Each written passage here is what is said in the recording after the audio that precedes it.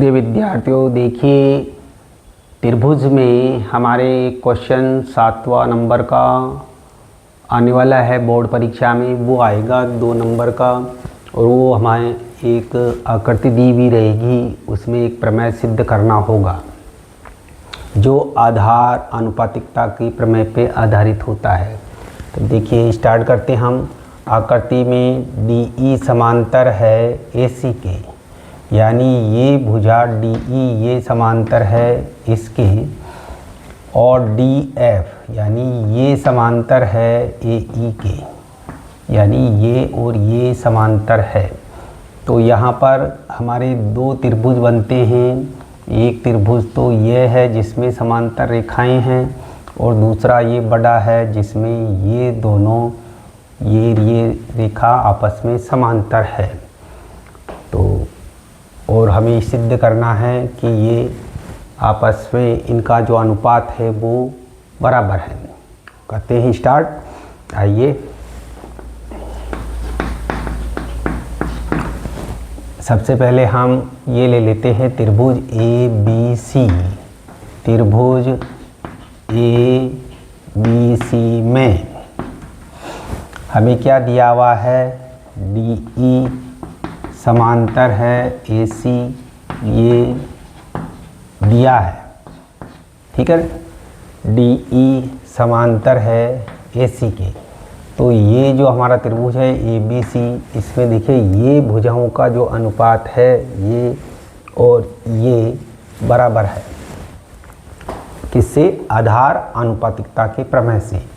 तो हम लिखेंगे BD बटा DA, BD बटा DA बराबर हो गई हमारे पास BE बटा AC। ये हो गया एक समीकरण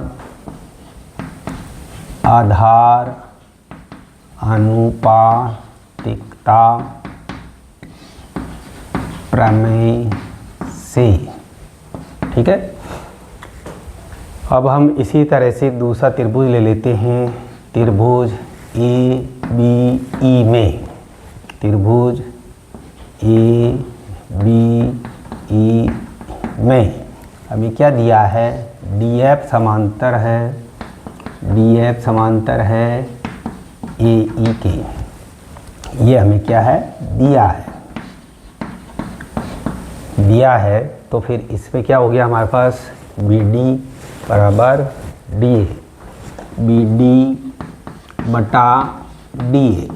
ये किसके बराबर हो गए हमारे? इसमें BF बटा FE के।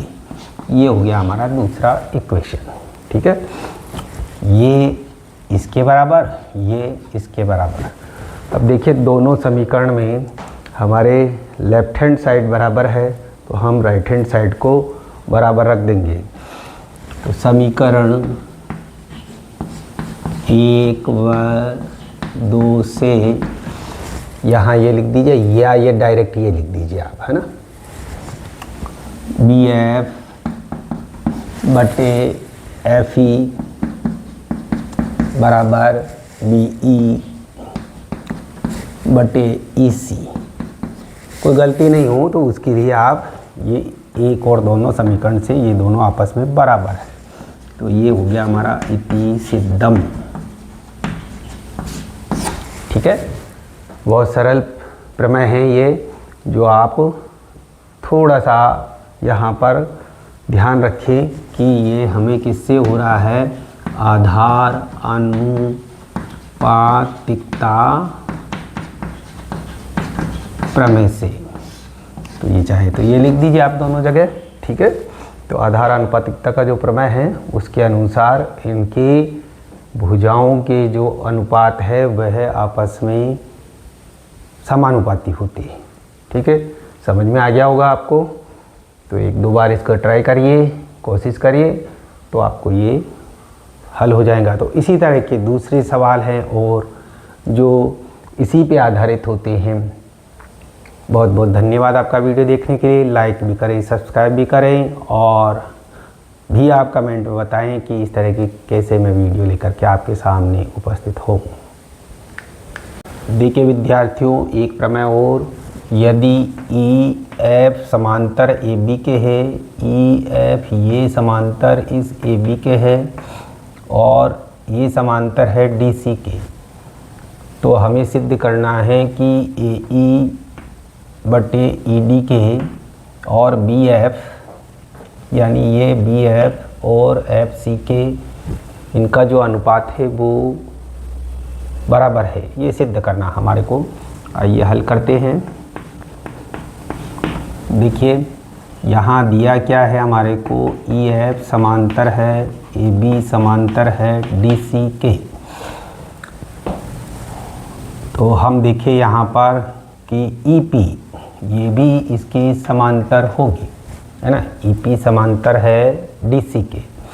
तो त्रिभुज ले लेते हैं हम, त्रिभुज ए डी सी में ई पी समांतर है डी सी के।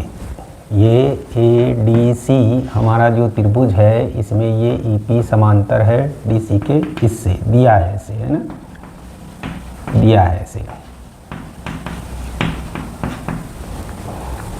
तो हम लिखे यहाँ पर ए ई बटा ई डी बराबर किसके हो गया, ए पी बटा पी सी के, ए पी बटा पी सी के, ये एक समीकरण हो गया। इसी तरह से एक त्रिभुज और दिखाई दे रहा हमारे को, यह इसमें ये भुजा इस भुजा के भी समांतर है। तो त्रिभुज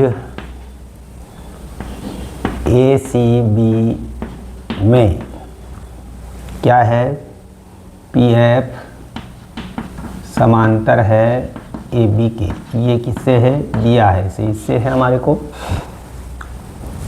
तो यहाँ पर हो गया हमारे बी एफ समांतर बी एफ बटे एफ सी बराबर हो गया ए